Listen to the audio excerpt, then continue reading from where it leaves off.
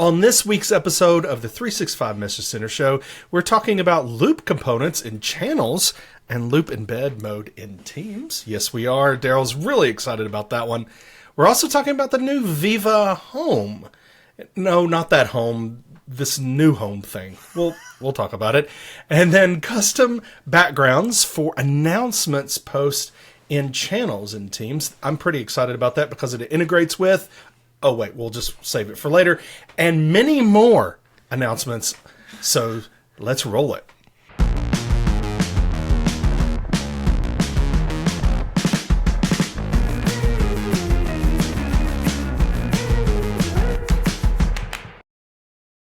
Hello, everyone.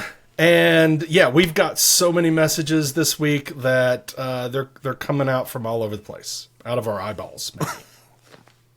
Eyeballs? I don't know. Eyeballs, out of our ears, out of our fingers. Ooh, lasers. So yes, Daryl, you know what I did this past weekend? I follow you on socials, so you do? I know what you were doing. Yeah, you were in Knoxville doing something. I was in Knoxville for the Knoxville Microsoft 365 Community Day, and I ran into a bunch of people that watch and listen to the show. That's amazing. So it was so good to talk to you, everyone, and including the one and only Catherine. She's someone who has watched and for so long, but I told her she now needs to be a commenter. So calling you out, make a comment down below. And then everyone else, go ahead and give us a thumbs up. Let us know you're listening. And a comment. And one thing we're going to be talking about actually on the show today, one of the messages we talked about on socials this past week, Daryl and I did. And so make sure you're jumping in and engaging with us on all the socials that matter. We're there, and we'd love to connect with you at 365MCS. On all of those. So please jump in. Do we have a phone number that people can text us on? Yes, it's 1-866-365-MCS. So give us a text message. No, I don't know. Just don't do that. Okay. No, all right. But we do want to give a call out again for the European SharePoint conference and Office 365 and Azure. That's coming up at the end of November in Amsterdam. Want to give a call out for that. So make sure if you're interested in, we gave away a ticket for that last month, I think it was. So if you're interested in that, make sure you check out their website. That is EuropeanSharePoint.com. I'd love to see you there because I'm going to be there. I'd love to see you there, and I've got stickers for the show too, so would love to give you some of those. Will they be fresh off the press? Because you gave Indeed. So many away at recent conferences. Indeed, I have.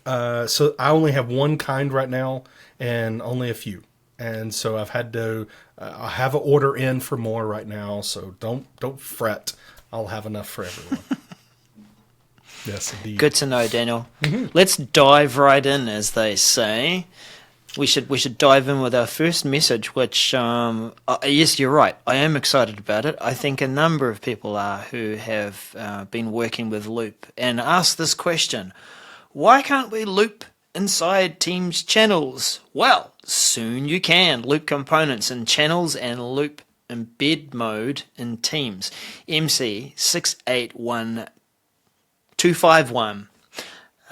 You know what? It is actually what it sounds like. When you use a loop component in a Teams chat, add it to the conversation, it creates a file in your OneDrive, it creates this embedded experience of sharing and collaborating with the people in the chat. You can then share it and put it in places. Well, that's coming to Loop in the Teams channels, right? So that means that at the bottom of the conversation box where you have your format button, all your other messaging extensions, Loop will be there in the channel experience. You'll be able to add a loop to it, a loop component, and start collaborating. The file will be saved into the files for that channel. So for example, the general channel, it'll be saved there so that the file is now owned by the team. Whoa, proper information management right there. And also, Daniel, it means that links to loop components from other places, such as Teams chats, Outlook, and other places, will be able to be shared in the Teams channel experience. So, what do you reckon? What's the story about moving, things? So can you moving the files them into? Yeah. What's the story around that? Could you just wait for that kind of stuff till we get past the positive? Yes, we're happy about that. I think we've already gotten past that. This show is about bringing the real to people. Okay. It's not all unicorns and flowers, rainbows and candy floss. Yeah, that's right. Yeah. It is not. Okay. Well, I just want to emphasize there, first of all, the goodness that it means we can collaborate in Teams channels. But Daniel rightly asks, does this mean that as good information management, we can take that file out of a OneDrive from a person who's moving on and should be putting their file into shared storage so that we as a team can own it? Will that be supported? Will it? Does the message say anything about that? Because I can't say anything about that yet till it's public. Oh, have you tried it? Yes, I have. But you're in the whole testing thing, yeah. Tappity tap, tap, NDA, la-di-da. La-di-da. Yep. So I think that would, but my question I think is very key here, because if this is, and we've been talking about, this is the way to do it, right? If we're collaborating as a team, shouldn't it live in a team? And so, okay, we've been collaborating in a team, but it's been living in my OneDrive. Well, I want it out of there. I want it to where it should be. So what is that experience? And that's what I'm interested in, and hopefully the story there is a good one. So we'll see in November, because that is when it will arrive. Targeted release rolling out in November. Standard release begin rolling out late November. Expect to be complete December 2023. So this is all aligning with Ignite. And it's interesting to see, Daniel, some of these messages coming out, announcing stuff that's going to be talked about at Ignite before it's Ignite.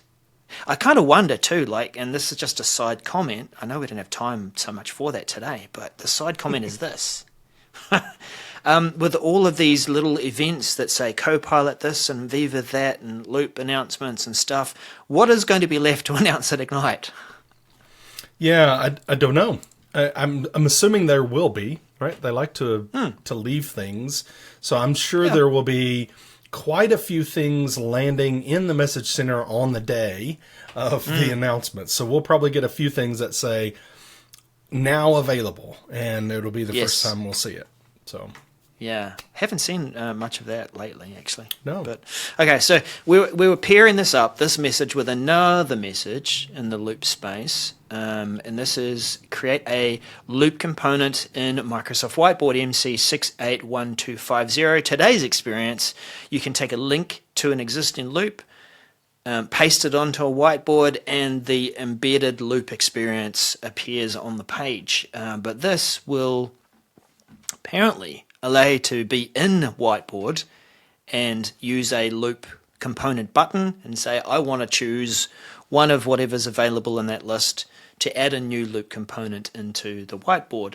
It's going to be, and they've got a good message here, Daniel, with various different screenshots that I'll, add and post so that people can see it. But for those who are listening on the audio podcast, we've got examples of whiteboards with post-it notes, sticky notes, and there's actually at the bottom where you've got stuff that you can add to your board, there is a loop component, and you can choose from that. And like in this case, they've actually added a table. That is a table, isn't it? Yes. So being able to add that to a whiteboard in the moment when you're thinking of it, and being able to use that alongside that. They're kind of closing that whole experience enclosing it inside a team meeting. So yeah, a full kind of experience there. Quite a bit of info on what you need to do to prepare, which is all about enabling or controlling the experience from what's becoming a commonplace, especially for Loop, the config.office.com, going into your policies and enabling that app experience if you want to have that available in your team, or rather in your organization. Mm-hmm. And that's only if you want to disable it. It will be on by default. Rolling out late October, expected to be complete by early November. So before Ignite. Moving on to Viva Connections, Daniel. What's happening in that space? Well, Viva Connections apply brand colors across all connection endpoints using themes. MC680961. This one is coming to us pretty quickly, although there is a little bit of a note here, and we'll talk about that in a second. But this is basically being able to theme, choosing a theme on your home site, right? That site that you are using as your Viva Connections home to apply, and then that theme being respected and reflected in the experience across the desktop, tablet, and mobile experience in Teams.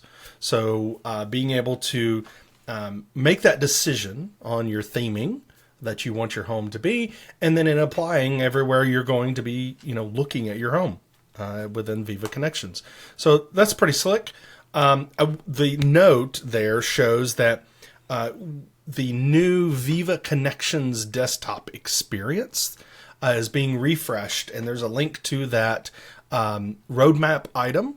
The item number feature ID is 176677. And so that is the refreshed landing experience. Yes, it's coming. The rollout start for that is November. What's happening in November, Daryl? Ignite. And so basically this thing, we're talking about this brand colors, will not happen until that happens. So whether it's with it or just after it, that refresh. So there's some details there. One thing that I find interesting is the actual screenshot in this message shows things that have been announced. So the announcements feature that's coming to Viva Connections, and then this carousel of what looks like news items there, the dashboard, resources that includes my links to be able to save your own links there, I suppose, and then links off to the different Viva apps. And you know what, Daryl? I wish there was some place that we could go to that had all the links to all of the Viva apps, because we just don't have enough of those. So maybe we'll talk about that in a little bit. Well, I think we should talk about it now, Daniel. We're pairing these up. Well, let me tell you about this message. Remember, it's going to be rolling out November-ish for targeted release, and then it's going to be rolling out to regular customers, generally available by the end of February. So there's a little bit of a rollout period for this one. So the next message is actually announcing Viva Home, the home for the Viva suite on the web, MC680346.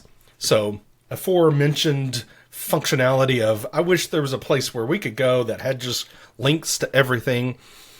I was saying it a little bit sarcastically because we already have that. Actually, you can go to Viva Connections and up in the top and go to Viva and click that, and you have links to everything right there. So anyway, so they're excited though. Microsoft is very excited about this upcoming availability of Viva Home. If you had not been confused by the use of Viva and the word home before, well, now you must be, hopefully. You're paying attention. Because we have the home for Viva Connections, and that is your home site in SharePoint. Well, now we have a Viva Home There's a Viva Connections home as well. Anyway, so there's a Viva Home. This is a single web destination for people to go to and have links off to the Viva apps. And it is going to be in the apps experience. So in the Microsoft 365 app launcher, you can go to Microsoft365.com/apps to see it as well. And be able to access all your apps. Viva apps, Connections, Engage, Insights, Goals, Learning, all of those will be there. So if you didn't know how to get to the Viva stuff, they're going to give you another page that your users can go to that you can't edit, I'm sure, that allows you to, your users to get to the stuff. Is this, Daryl, an ad for Viva? As some people have said it is. I'm trying to follow here what the strategy is, because Viva Connections initially was about bringing our intranet into Teams. Cool. And then it had its own custom homepage or landing page for Connections for those who don't have an intranet homepage. And that sort of is what Daniel talked about in the previous message. And now this Viva Home, and they've been quite distinct in terms of saying it's different to Viva Connections Home, it's a Viva Home. Yes. Viva Connections will bring you your content. Viva Home is going to be about navigation to other Viva products and adoption resources. Which, in some ways you could look at that and say it's an advertisement for the different things in Viva. If you look at it from an adoption point, it has its value for a bit, right? Oh, I didn't know about that product. Okay, I'll go check it out and use it. Cool. But it quickly loses its value, I think. Yeah. To the point where, why don't we just have Connections as our home and delivering up the targeted value that I want to see when I land on Viva? Right. Yeah, so this one apparently is going to be available. The URL is there in the screenshot, viva.cloud.microsoft/Viva. I'm not entirely sure why you have to do the /Viva. How many times have you said Viva? I don't know. And so that's your Viva Home. It basically links off to stuff, learning about the Viva things and getting to the Viva things. I'm not diminishing the Viva products. The Viva products, I think, has some great value. I don't know. This whole Viva Suite web page landing, I'm not seeing a whole lot of value out of more than just a first run kind of experience of, here's this thing, and with his links off to stuff, great, but it doesn't have any sort of value other than getting people to use the products. And shouldn't that be part of the adoption specialist in an organization? Shouldn't they be in charge of that rather than some page that users go to? But anyway. Well, Daniel, I'll just make a comment here too. Like, us knowing and being familiar enough with screen sizes and content, if you look at the image within the message, and it is a full page version of that message, of that image, I think the first fold is going to end at the bottom of that blue carousel of, here's all your Viva stuff. So you won't see Spotlight, Explore, etc. unless you click on the menu items at the top of that Viva landing home, or you scroll down and see it. Right. So that first landing page is probably going to be just that big colourful blue thing with the carousel of Viva products in there. Yeah, even if you see a little bit below that, it's still not a whole lot of value on that landing. And you're right. You have to click on, assuming that's what those tabs are at the top. They just are hyperlinks to that section on that page of Spotlight and Explore. Maybe, again, we're making assumptions there, but it looks like that's what that is. So... yeah. Let's switch this up. I want to see what the outlook is. Is the outlook bright, or do I need to wear shades? because the future is bright. you need to wear shades. Yeah. No, I think we're getting a couple of interesting things here to mention that will improve our experience on Outlook Mobile. Expand and collapse folders in Outlook Mobile, MC680661. If you have, and a number of people, organize their email into lots of different folders and even subfolders, then this is going to allow you to expand and click on things and expand the subfolders and folders inside folders, which will be helpful, I think, today.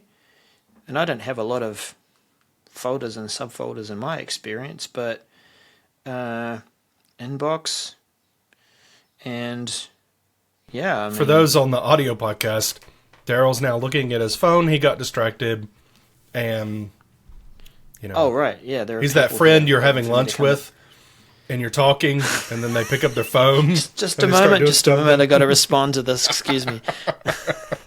No, I had to confirm that. It is a new thing, obviously, because that's why they're telling us about it. But if you have those folders, then you'll be able to get to them, expand on them, see stuff in them. Great, good way to do it. Indeed. And that is rolling out early October. Well, that's why I was looking for it, Daniel. It should be there. It should be complete by late October. Okay, so it's not late October yet.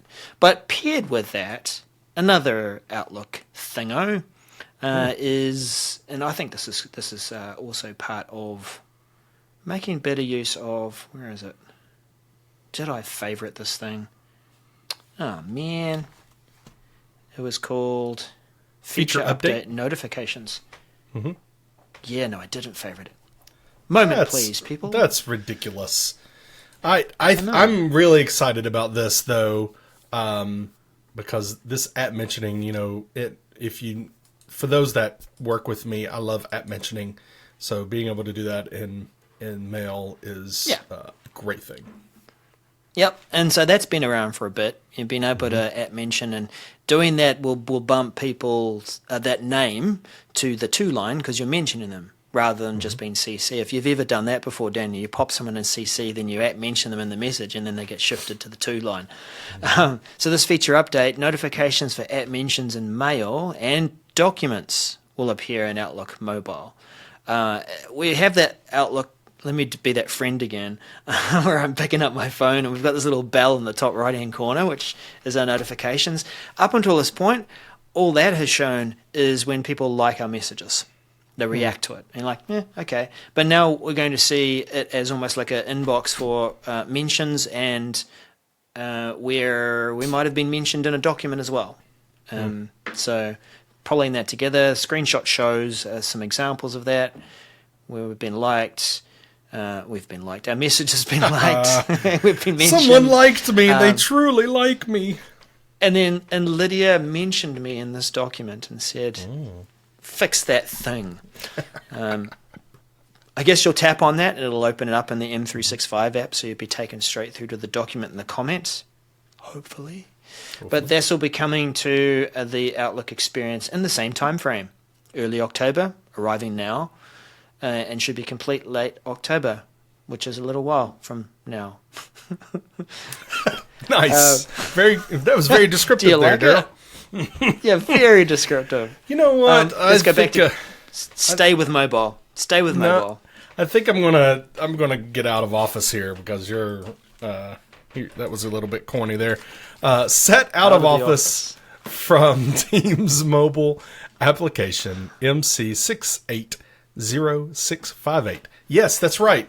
Being able to set your out of office in Teams, right there, along with setting your status, being able to say, I'm going to set my out of office right here. So soon, it says, and it's mid-October, actually, is the begin rolling out, which is nowish. Expected to be completed by late October. But you'll be able to go in and right under where you set your status in Teams Mobile, be able to click on out of office, and then, yes, be able to say set a status, set a start and end date and time, so that it'll automatically turn off. So I'm excited for this. And it says there's no action you need to take, but I think you need to prepare for this in a good way, in that telling people it's going to be available so that they can do it and don't have to do it in Outlook. You can do it right there in Teams, right? Right? I reckon just let them find it. Why tell them about it? They're going to tap. The example I gave you, Daniel, remember we're really sick, we're in a bed and we're like, oh, I don't want to get my laptop out and say that I'm out of the office. So I pick up my phone and I go into Teams and I tap out. I know, I'm really role-playing this one.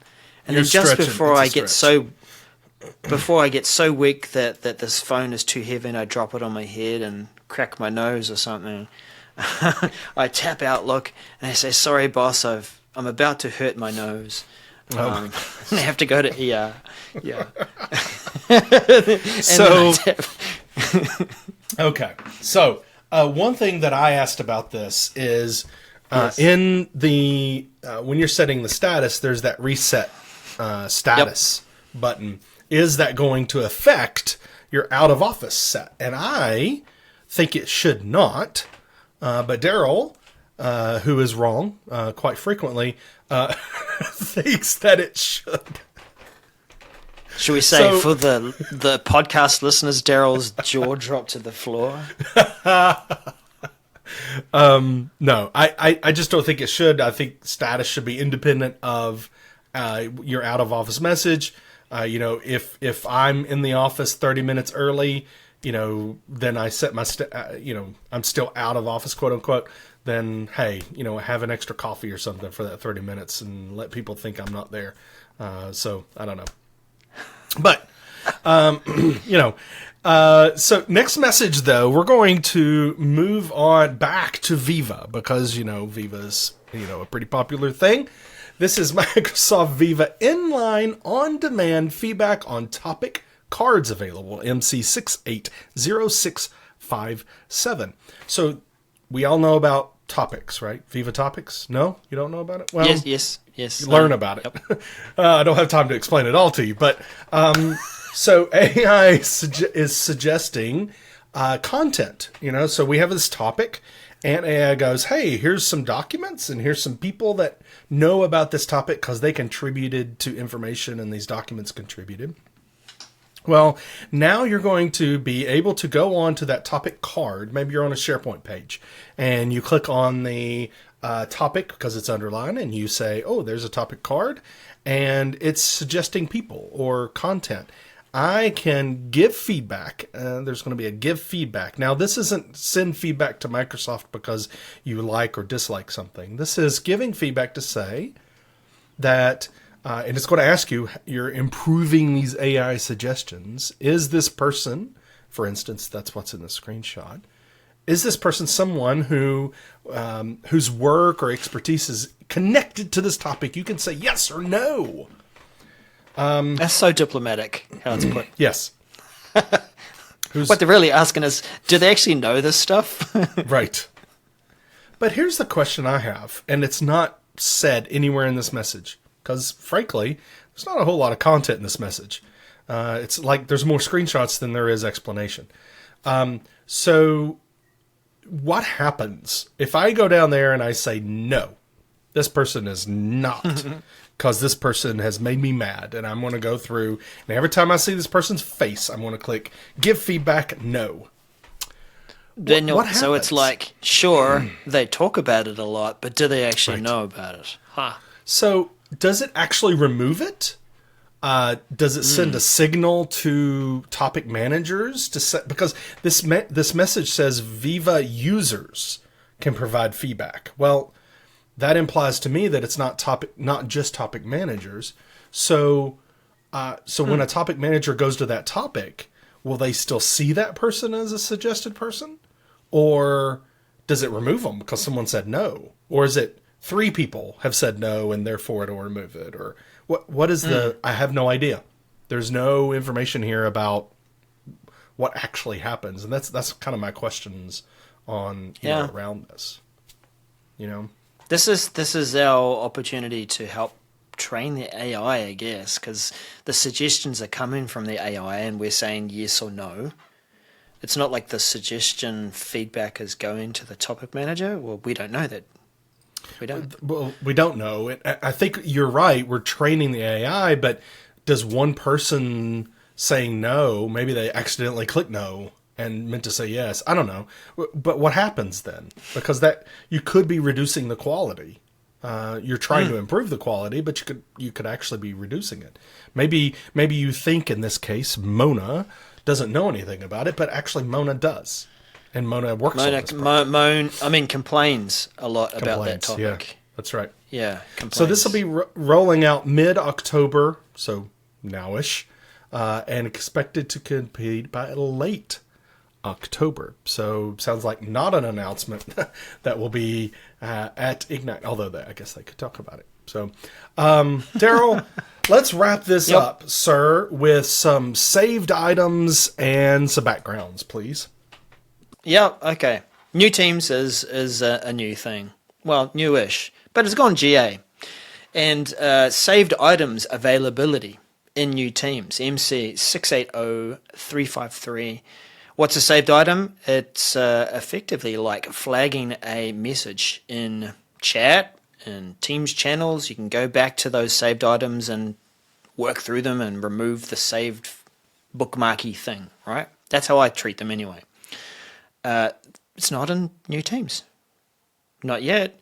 Currently, New Teams does not have the saved items feature. It will be coming. Really, this is what the message says. It's not there, but it's coming. It's in Classic Teams. And they're bringing this other feature, Daniel, too, where you can download those saved items to a document. It'll have all the hyperlinks in there. So it's like they're providing a way for us to take our saved items from Classic and still be able to interact with them. But there's no indication as to when it's coming. Just next year sometime. At some point. Yep. And yep. So can we talk about the brevity of this message? For a second. I mean, it's about this long. Yeah, it's about an inch tall. If you kind of put your, it is probably, and I don't take this the wrong way, people in the Teams team, but this is probably the worst message y'all have put out in the message center as far as description and images. And now don't take it the wrong way, because that means the rest of your stuff has been really good, and it has. Teams has been one of the best team when it comes to describing updates and giving content and pictures and all that. I'm a little disappointed in this one. It would be nice to have a screenshot of how we export those things, and maybe an understanding. Are you saying that we're going to be able to import those into the new Teams when that feature is available, or is it that too bad there is no migration, or like what? I'd like some more, please, but we don't have that. So yeah, I'll be giving this a thumbs down and giving some of that feedback. Well, thank you for that feedback, Daniel. That was a good suggestion. And our final thing is actually good news in this space. It's still on the topic of new Teams. It's actually something I mentioned recently in a video as I was working through this feature. Some of us like to use announcement posts, and in the new Teams we have not been able to upload custom backgrounds. We've only been given that limited color palette, which makes me have PTSD about color palettes from PowerPoint in the old days when it was very limited. And anyway, said enough about that. The announcement posts in channels for new Teams will not only be a thing, you'll be able to upload your own pictures, but my goodness, this is really interesting. Probably should be a headline, Daniel. Is the first indication of how Microsoft Designer will be integrated into a design guidance experience. I want to create a banner or a background picture for my announcement.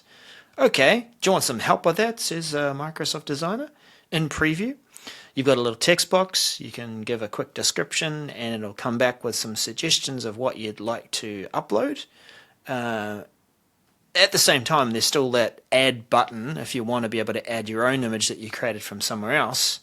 But if you follow your way through with the Microsoft Designer experience, you give it some text, it comes back with some suggestions, and you could select one and then click Customize, and then it takes you through to the full Designer page where you could go in and add some text in a certain place and change some things up and use the designer app to change it. What I like, Daniel, is that it's already sizing the banner to the right size. It is adding the text in a way that it's not like we've added it from another tool and we kind of just hope that it's going to be sharp and look good. But then being able to customize means we can actually make it, the way that we want it to be. Like, it's one thing for an AI suggestion to come back and go, what do you think? And yeah, it's a good starting point, but I want to customize this. What do you reckon? No, I think I'm excited about this because I feel like it's only the first, thing we're seeing in the integration. So I can't wait to see things like integration in Office products, other Office products, integration and other platforms as well. And I do like that component of it's sizing it, in a way that is going to be appropriate. It's already starting out that, and I think Designer does a great job of that already, with templates and stuff. So I'm very excited about this, allowing our users not to be boring, right? They can create content and actually be applying, or it being applicable to what they're creating, in these announcements. So I'm really excited about this. Yep. So lots of possibilities there, and who knows what else Designer will be able to tap into to make use of. But yeah, good to see that not only bringing the backgrounds into the announcements posts and giving them a lot more presence, but the first indication of Designer being part of that. So that is, there's a fleet or a range there of when it's arriving. Preview will be rolling out mid-October, now-ish, expect to be complete late October. Your targeted release, beginning of mid-October, expect to be complete late October. Standard release, GCC, out early November. GCC High and DoD, late November, completed in mid-January. What a range. Wow, it is a range. And what a show, people. I don't know if you counted. You should have been counting, because I sure was. We covered 10 announcements this week, and we didn't take up an hour of your time. We gave you value, no. I hope you enjoyed the show and got some value out of it. It felt like an hour. Yeah. So leave us a comment what you think about these announcements, and did we get something wrong, you think, or maybe we missed a message that we just didn't have time for and you'd like to discuss it? Give us a comment on the video or hit us up on the socials at 365MCS and let's talk about it. Let's have a community conversation about it so that we can all be informed. Would love to do that. Well, that's great. We'll see you next week, and until next time when Daniel says. I don't like that feature. I just got you back. I don't like that feature. You were prepared for that. All right, bye everyone.